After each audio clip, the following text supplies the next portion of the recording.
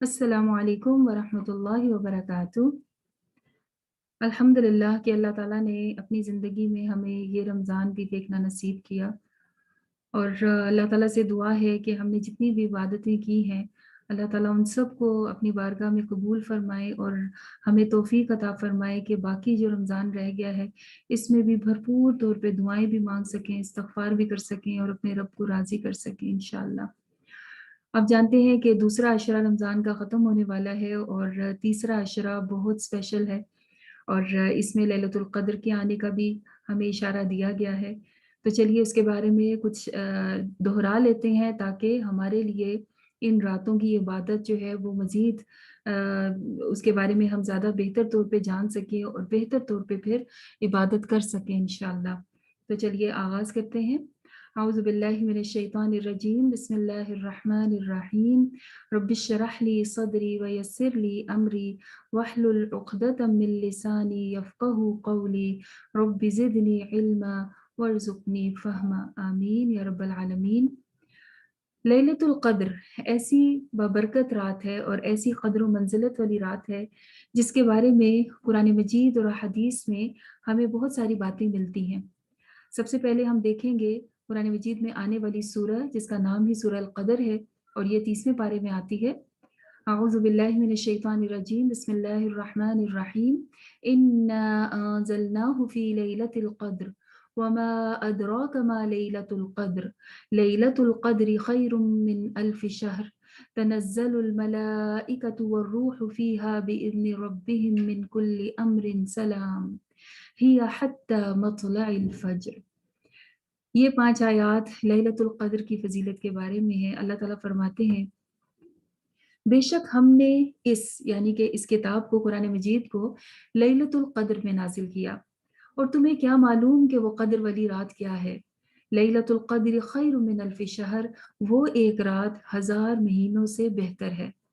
जिस रात में फरिश्ते और रूहुल कुद्स यानी कि जिब्राइल अमीन अल्लाह के इज़्न से उतरते हैं हर मामले को लेकर, हर मामले के लिए सलामुन सलामती है ये ही हत्ता मतलइल फ़ज्र, यहाँ तक के फ़ज्र तुलू हो जाए। तो ये वो आयात हैं जो कि अल्लाह ताला ने हमें लैलतुल क़द्र के बारे में बताई हैं। सबसे पहली इसकी फ़ज़ीलत क्या कि कुरान मजीद इस रात में नाज़िल हुआ। तो कुरान मजीद के नुज़ूल का महीना रमज़ान और फिर उसके बाद लैलतुल क़द्र और नबी करीम सल्लल्लाहु अलैहि वसल्लम का कुरान मजीद के साथ क्या ताल्लुक़ हुआ करता था कि जितना कुरान पाक नाज़िल हो चुका होता था उसकी दोहराई आप हज़रत जिब्राइल अमीन के साथ मिलकर रमज़ान में किया करते थे। तो इस रात की कद्र व मंज़िलत बढ़ जाती है इस कुरान मजीद की वजह से और फिर इसके बारे में हदीस भी आती हैं जिससे जैसे कि नबी करीम सल्लल्लाहु अलैहि वसल्लम ने फरमाया कि इस रात को आखिरी अशरे की ताक रातों में यानी कि ऑड नाइट्स में तलाश किया जाए और वो कौन-सी होती हैं? 21वीं, 23वीं, 25वीं, 27वीं और 29वीं रात। इस रात को जिब्राइल अमीन खुद और फरिश्ते बहुत बड़ी तादाद में ज़मीन पर उतरते हैं और एक हदीस से हमें पता चलता है कि फरिश्तों की तादाद इस रात में कंकरियों की तादाद से भी ज़्यादा होती है। जितने पेबल्स ज़मीन में फै बिखरे हुए हैं ना, इनसे भी ज़्यादा तादाद में फरिश्ते उतरते हैं और वो किस काम से उतरते हैं? अल्लाह ताला ने जो उनके ज़िम्मे मामूलात किए हैं उनके लिए और जो अल्लाह ताला की इबादत में मशगूल हैं लोग, उनकी इबादत को देखने, परखने और उनको मुबारक देने और उनको मुसाफ़ा करने की भी एक जगह पे बात आती है। तो इस रात में ये सब फरिश्ते उतरते हैं। फिर इस रात का हर अमल इतना स्पेशल हो जाता है कि वो एक छोटा-सा अमल 1000 महीनों में किए जाने वाले अमल के मुताबिक अजर का ज़रिया बनता है। जैसे कि सुनन इब्न माजा में आता है कि ये महीना जो तुम पर आ गया है, इसमें एक ऐसी रात है जो 1000 महीनों से बेहतर है। जो शख्स इससे महरूम रहा वो हर भलाई से महरूम रहा और इस रात की सआदत से सिर्फ बदनसीब ही महरूम रह सकता है। यानी कि ये ओपन इन्विटेशन है हर किसी के लिए ज़्यादा से ज़्यादा नेकियां कमाने का। और ये जो 1000 महीने कहा गया ना, इसमें एक तो ये तफसीर की जाती है कि अगर 1000 महीने काउंट करें तो मोर देन 80 ईयर्स की लाइफ बनती है। एक रात की इबादत ऐसे है जैसे कि 80 साल की बंदे ने इबादत की। और दूसरा ये कि 1000 जो है वो कसरत के लिए आया है। 1000 महीनों से भी बेहतर है। अब अल्लाह आलम कि ये कितना अरसा बनता है कि जितनी ज़्यादा इबादत का अजर मिलता है इसके एक एक लम्हे, एक एक मिनट और सेकंड में जो हम इबादत करते हैं, उसको अगर कैलकुलेट करना चाहें तो शायद हमारे कैलकुलेटर्स पे भी वो मेजरमेंट जो है उसकी जो है काउंटिंग खत्म हो जाए, जितना ज़्यादा अल्लाह ताला इसमें अजर अता फरमाते हैं। अब इसको यूटिलाइज कैसे किया जाए, उसके लिए हमें मालूम होना चाहिए कि ये रात शुरू कब होती है और ख़त्म कब होती है। इस सूरत में अल्लाह ताला ने फरमाया ये मतलइल फजर तक रहती है, यानी कि फजर के टाइम तक, जब हम सहरी खत्म करते हैं ना, फजर की अजान होती है, उस वक्त तक ये रात रहती है। और शुरू होती है ये ऐन अफ्तारी के वक्त से, क्योंकि अरबी कैलेंडर में रात पहले आती है और मगरिब के वक्त से शुरू होती है और फजर तक होती है रात। तो ऐन मगरिब के वक्त से हमने अपने आप को ये महसूस करना है कि हम लैलतुल क़द्र में दाखिल हो गए हैं, और उस वक्त से ही अपने टाइम को यूटिलाइज करना शुरू करेंगे। इंशाल्लाह भी देखते हैं कि हम किस तरह से अपनी इस रात को ऑर्गेनाइज करके और ज़्यादा से ज़्यादा इबादत करने के लिए जो है वो कोशिश कर सकते हैं। पहले कुछ और हदीस देख लेते हैं। नबी करीम सल्लल्लाहु अलैहि वसल्लम ने फरमाया कि उनको शब कदर की खबर दी गई थी अल्लाह ताला की तरफ से, और जब आप ये खबर लेकर वापस आ रहे थे तो दो मुसलमान आपस में झगड़ा कर रहे थे।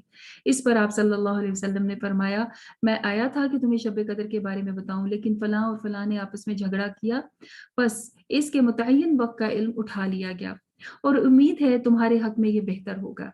यानी पहले शायद अल्लाह ताला ने एक ही नाइट जो है वो स्पेसिफाई की हुई थी और आप सल्लल्लाहु अलैहि वसल्लम को बताई थी, लेकिन यहाँ से देखें दो बातें पता चलती है। एक तो ये कि झगड़ा कितनी बुरी बात है कि जिसकी वजह से रहमतें दूर हो जाती हैं और इंसान को बहुत सी खैर जो मिलने वाली होती है उससे भी महरूम हो सकता है।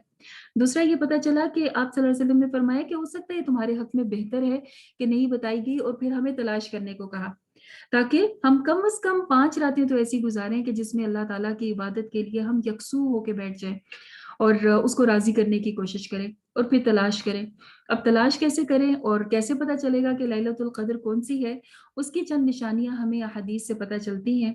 जैसे कि नबी करीम सल्लल्लाहु अलैहि वसल्लम की एक हदीस आती है सुनन नबी दाऊद में कि शब कदर की सुबह को सूरज के बुलंद होने तक उसकी शुआएं नहीं होती, यानी वो ऐसे होता है जैसे कि एक थाली, वरना जैसे ही सूरज निकलता है, बल्कि आप सूरज अभी नजर नहीं आना शुरू होता और उसकी लंबी लंबी रेज हमें दिखाई देती है आसमान के ऊपर। तो लैलतुल कद्र के बाद के सूरज की शुआएं नहीं होती। फिर एक और हदीस से पता चलता है कि तुम में से कौन है जिसे लैलतुल कद्र देखी हो, और उसमें जब चांद निकलता है तो वो ऐसे होता है जैसे बड़े थाल का किनारा, क्योंकि ये आखिरी अशरा है, चांद अब ढलना शुरू हो गया है और वही क्रिसेंट की शेप का चांद आना शुरू हो जाता है। तो क्या बताया गया कि इस रात में चांद ऐसे होता है जैसे थाल का किनारा हो, और चांद की भी चमक बहुत मुख्तलिफ होती है उस रात में। फिर एक और जगह पर आता है कि शब कदर आसान और मोतदिल रात है, मतलब अगर शदीद गर्मी भी हो तो उस रात गर्मी नहीं होगी, और अगर शदीद सर्दी के दिन भी हैं तो उस रात में सर्दी नहीं होगी, बस नॉर्मल सा मौसम हुआ करता है जिसमें ना गर्मी होती है और ना सर्दी। उस सुबह का सूरज इस तरह तुलू होता है कि उसमें सुर्खी मध्यम होती है, मतलब रेडिश नहीं होता, थोड़ा पिलाहट की तरफ होता है। तो ये चंद एक निशानियां भी हमें दिखाई गई ताकि हम इनको भी अगर महसूस कर सके तो महसूस कर लें। फिर हल्की सी फवार या बारिश का भी जिक्र आता है कि एक सहाबी बताते हैं कि उनको नबी करीम सल्लल्लाहु अलैहि वसल्लम ने बताया था कि हल्की बारिश होना जो है वो भी लैलतुल कद्र की निशानी है, और वो एक रात इबादत कर रहे थे और वो कहते हैं कि मैं मस्जिद नबी में ही मौजूद था कि जब मैं सजदे में गया तो मेरे माथे पे नमी सी मुझे महसूस हुई, यानी कि हल्की फुहार और बारिश पड़ी थी।